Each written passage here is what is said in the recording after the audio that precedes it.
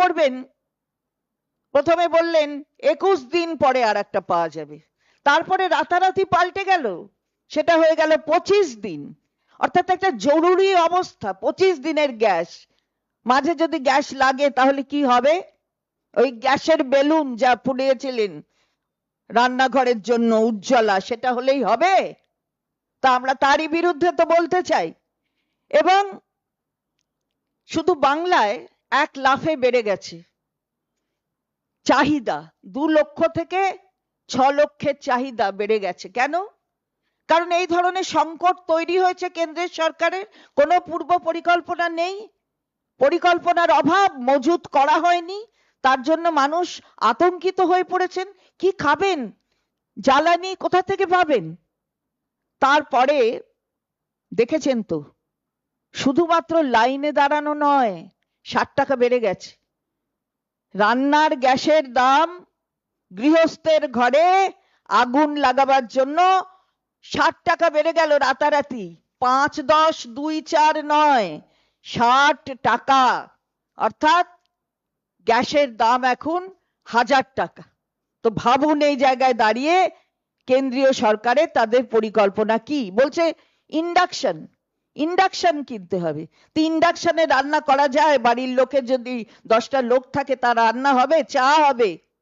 রেস্তোরাঁ চলবে না নিশ্চয়ই, হোটেল চলবে না নিশ্চয়ই, বাড়ির সকলের রান্না হবে না নিশ্চয়ই। এরা ইন্ডাকশন কেনার কথা বলছে। আর এদের জানা আছে যে 31.3 মিলিয়ন টন এলপিজি এখানে ব্যবহৃত হয়, যার 62% আসে বাইরে থেকে। অর্থাৎ যে নীতি তৈরি করেছে, সেই নীতিতে কোনো সঠিক দিশা নেই। নিজের আত্মনির্ভরতা তো দূরের কথা, কোথায় কোন নীতিটা ব্যবহার করবেন এই সরবরাহ ঠিক রাখার জন্য, সেই নীতির কোনো ঠিক নেই। আমদানি হচ্ছে না, তো আমদানি 62% আমদানি করে আনতে হয়, তো 62% আমদানিটা বন্ধ। আর ওদিকে বলছেন যে যারা ম্যানুফ্যাকচারার, তাদের বলছেন যে গ্যাস তৈরি করো। তো আমদানি যদি না হয় তাহলে ওরা ম্যানুফ্যাকচারটা করবে কি করে, উৎপাদনটা করবে কি করে?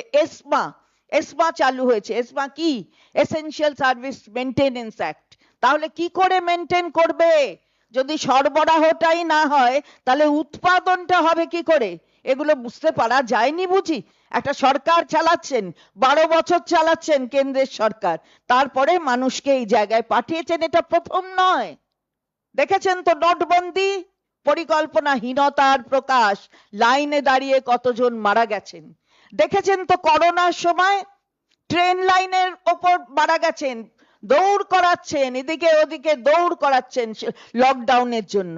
আর এই সার প্রক্রিয়া রিসেন্ট যা হয়েছে সেটা দেখেছেন সবাই, 150 জনের ওপর প্রাণ হারিয়েছেন। আবার লাইনে দাঁড়াও, লাইনে দাঁড়াও, লাইনে দাঁড়াও। কেন?